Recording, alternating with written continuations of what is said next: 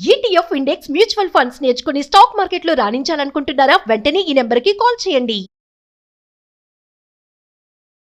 So సాహితీ గారు ఇంకో కథతో మనం మొదలు పెడతాము.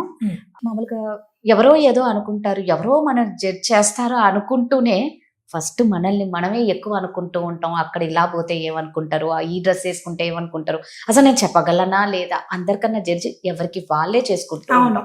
అవతలకి ఛాన్స్ కూడా ఇవ్వం, వాళ్ళు అసలు ఏమనుకోరు, మనమే ఎక్కువ అనుకుంటాం. సో దీని గురించి ఒక కథ. యాక్చువల్లీ చెప్పాలంటే ఇలాంటిది నాలో కూడా ఉండేది.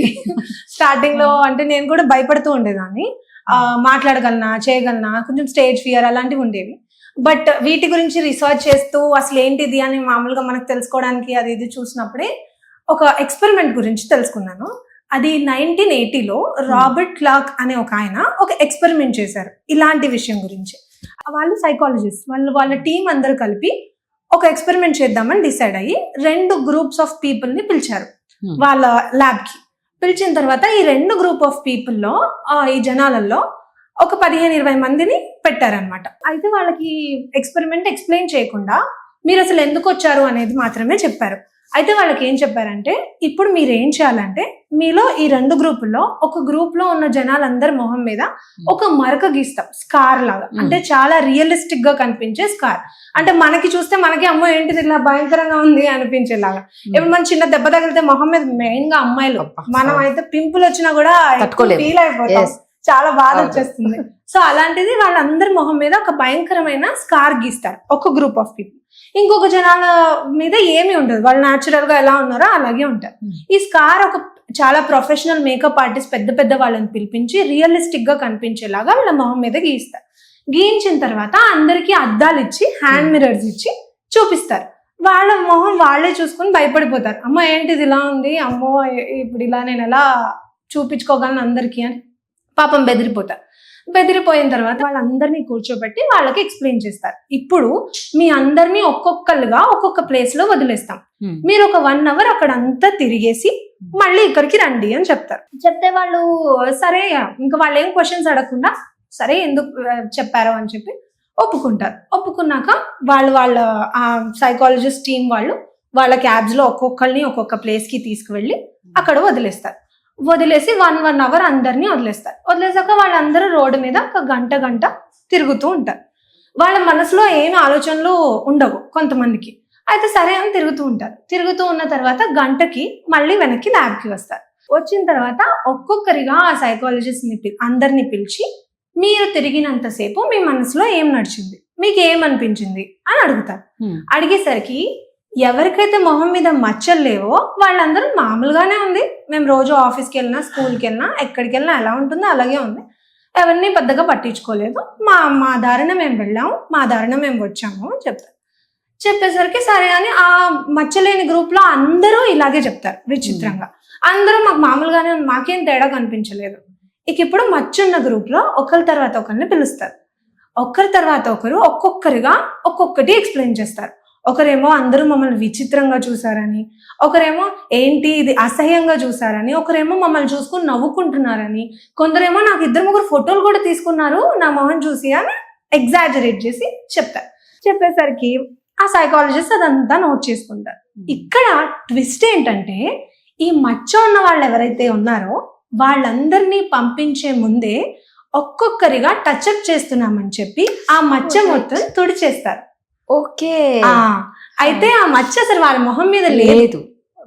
లేకపోయేసరికి వాళ్ళకి ముందే ఆ మచ్చ మొహం మీద ఉందనే మనసులో ఉండడం వల్ల రోడ్డు మీద తిరిగినంతసేపు వారికి వేరే వాళ్ళని జడ్జి చేస్తున్నారనే ఫీలింగ్ ఉంది. సో ఇక్కడ ఈ ఎక్స్పెరిమెంట్ వల్ల వాళ్ళు తెలుసుకోవాలి అనుకున్నది వాళ్ళు అచీవ్ చేశారు. మన ఫిజికల్ ఫీచర్స్ వల్ల మన మెంటల్ డిస్టర్బెన్స్ మనమే క్రియేట్ చేసుకుంటాం. ఇప్పుడు ఫిజికల్ అనే కాదు, మెయిన్ గా ఫిజికల్ కి వస్తే పింపుల్స్ ఉన్నా, చాలా మందికి బాల్డ్ హెడ్ ఉంటుంది, పొట్టు ఉంటుంది, లావుగా ఉంటారు, నల్లగా ఉంటారు. అదంతా అందమే, కాళీమాత నల్లగానే ఉంటుంది.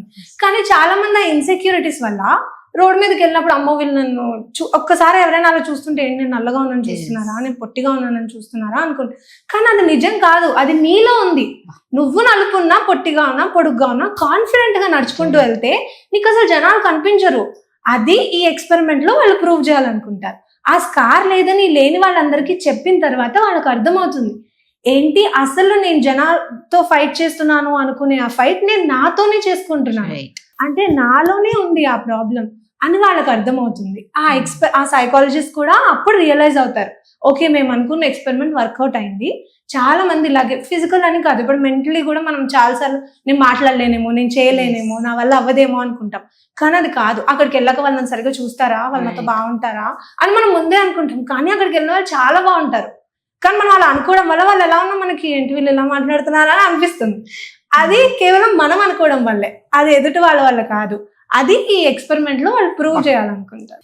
నిజంగా నిజమే. అంటే మీరు అనేది 100% కరెక్ట్. కొన్నిసార్లు ఏమైపోతుంది అంటే వాళ్ళకి ఏమైనా కొంతమంది సీక్రెట్స్ మెయింటైన్ చేస్తారు, అవతల పర్సన్కి ఏం తెలియకపోయినా వీళ్ళకి ఏది అడిగినా కూడా రిలేటెడ్ గా ఉంది, అరే వీళ్ళకి నా సీక్రెట్ తెలిసిపోయింది వీళ్ళ నోటి నుంచే చెప్పేస్తారు. గుమ్మడికాయ దొంగ అంటే నిజంగా మనిషి అంటే ఇలా ఉన్న మైండ్ సెట్ వాళ్ళు మరి ఎలా ఉంటే బెటర్? అదే అంటే ఇట్లా ఉన్నప్పుడు ఇప్పుడు నేనే తీసుకోండి, నేను మీకు ముందు చెప్పాను నాకు ఉండేది ప్రాబ్లం.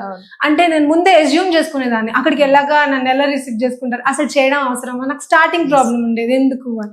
కానీ అది నేనే ఓవర్కమ్ చేసుకున్నా. ఇప్పుడు ఇలాంటివన్నీ చూసిన తర్వాత నాకే అనిపించింది నిజమే అని. ఇప్పుడు మీరు చెప్పినట్టు ఈ కథ ఒక నలుగురు చూస్తే వాళ్ళకు కూడా అర్థం అవుతుంది. అలాగే నేను ఇది చదువుకోవడం వల్లే తెలుసుకున్నా దట్ నిజంగా ఆ డెమన్, ఆ ప్రాబ్లం ఏదైతే నాలోనే ఉంది. నేనే అనవసరంగా భయపడుతున్నా. క్లీన్ మైండ్ తో పొద్దున్న లేవగానే ప్రశాంతంగా మెడిటేట్ చేసుకొని ఏదైనా కొత్తగా మొదలు పెడుతుంటే స్పెషల్ గా చేసుకుని అంతా మంచిగా అనుకుని ఫ్రెష్ గా వెళ్ళిపోయి మనది మనం 100% చేయగలిగితే ఎదుటి వాళ్ళు ఎలా జడ్జ్ చేసినా మనకు ప్రాబ్లం ఉండదు. ఓకే నేను బాగా చేశాను, మేబీ వాళ్ళకి నచ్చలేదేమో, బట్ నాకు నచ్చింది.